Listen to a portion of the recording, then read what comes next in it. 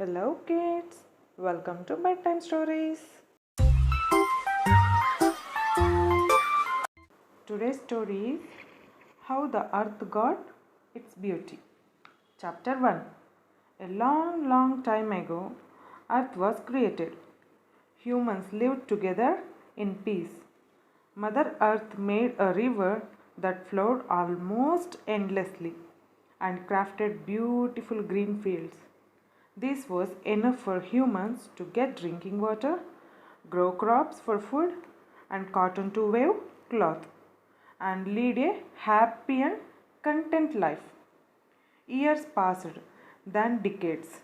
One day, Mother Earth wondered if humans were living a good life on Earth. She knew that if she approached them in her original form, people would surround her and ask her for more.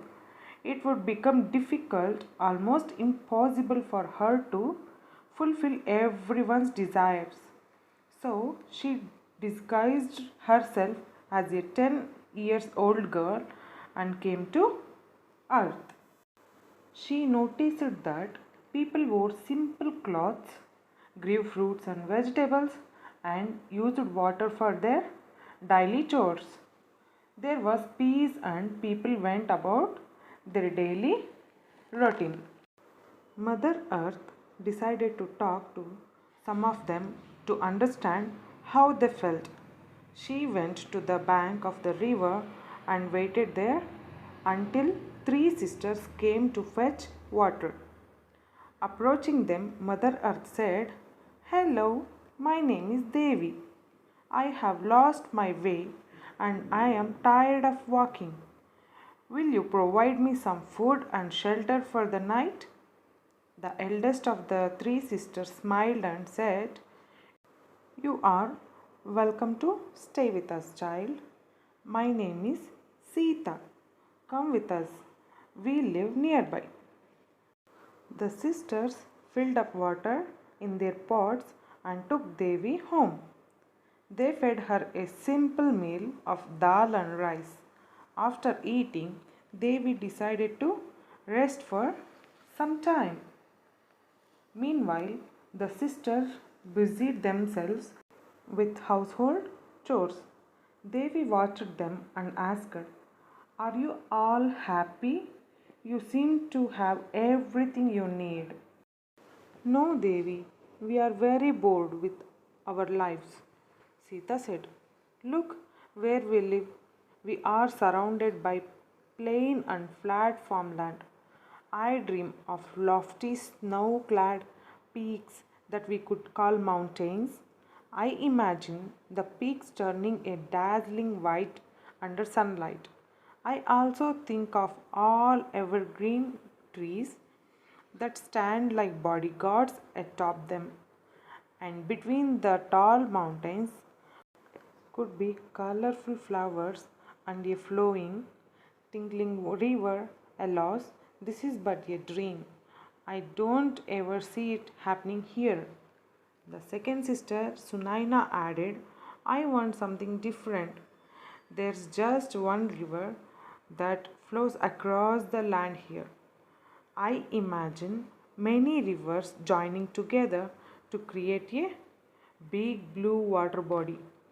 I wish for tall trees that would bear fruit that taste like nectar. There could be other trees that produce various fruits in different seasons.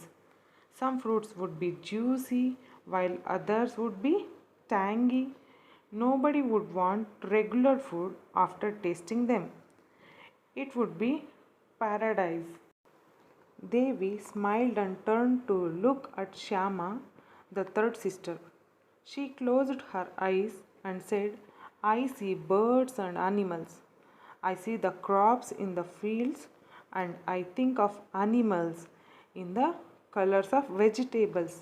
Perhaps colorful birds that sing or dance, and insects with wings in different colors could fly around the fields.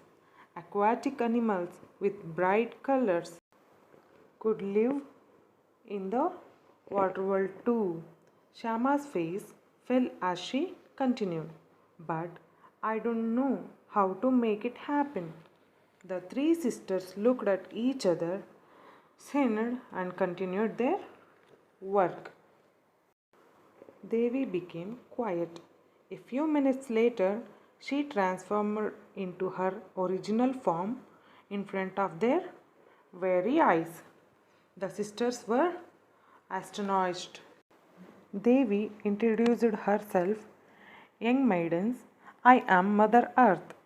I thought my children would be happy with all that I have blessed them with, but I know now that you want more than what I have given. I understand your dreams, and I will give you a way to accomplish them. Paint a picture of the things you have shared with me.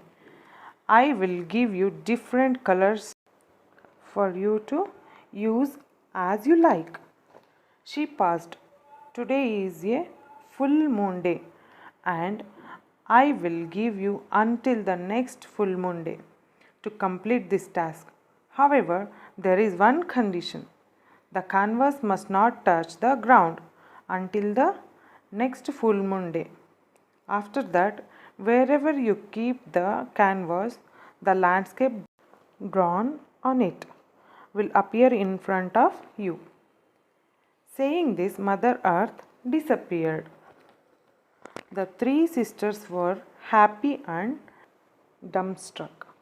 Stepping outside, they saw the three canvases and the color plates with different colors waiting for them beside the front door.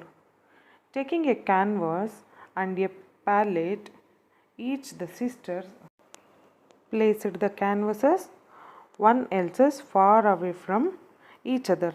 They marked out a portion of land for each of them. The sisters began to draw and paint, working from dawn to dusk. They painted for 30 long days. Sita drew beautiful mountains and valleys filled with flowers and varied shapes and sizes. Sunaina's painting was filled with fruits that looked delicious and appetizing. Shama's canvas was dotted with beautiful animals and excited birds, some that flew in the sky, some that live on earth, and others that swam in the water. On the last day, Sita said, "Tonight is a full moon night. If we paint the last of our imagination onto the canvases, we will have fulfilled all our desires." Sunainas and Shama nodded. They painted all day long, and in the evening, the three sisters went to take bath in the river. The water washed over them, and the bath took away the tiredness of the day.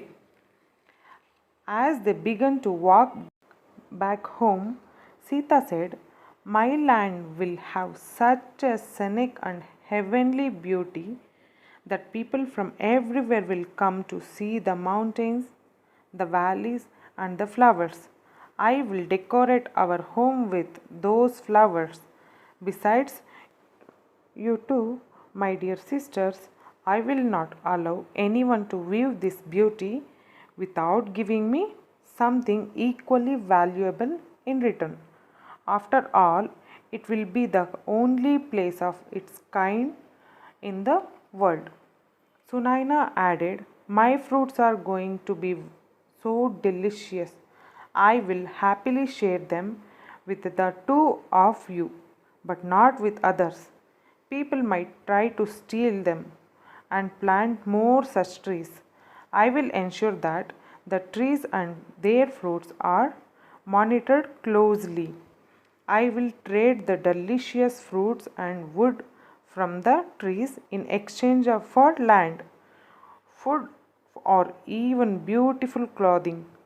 I will quickly become prosperous." Hearing her sister's intention, Shama felt selfish too. She couldn't resist sharing her plan. The animals and birds I own would be able to help people, but I must ensure enough netting and protection on my land so that they cannot escape. I will be their sole owner. My sisters and I will share them only with you. Once word gets out, people might come to me to barter their goods, and then I will collect rare and precious objects from them. Just think of the wonderful objects Mother Earth might have. I can't wait to get my hands on some of them. I don't even think of that, exclaimed Sunaina. I would love to wear some of her outfits. Sita nodded. Yes, we can trade with her whenever she visits the planet. Our lands will be the most picturesque on the earth, and she won't be able to control her desire to see them. Today I shared first half of the story, kids. Tomorrow I'll share the remaining story. Thank you for listening to the story, kids. If you like the story, please do like, share and subscribe to Bedtime Stories. Thank you for listening once again and have a great sleep. Thank you. Bye bye. Take care.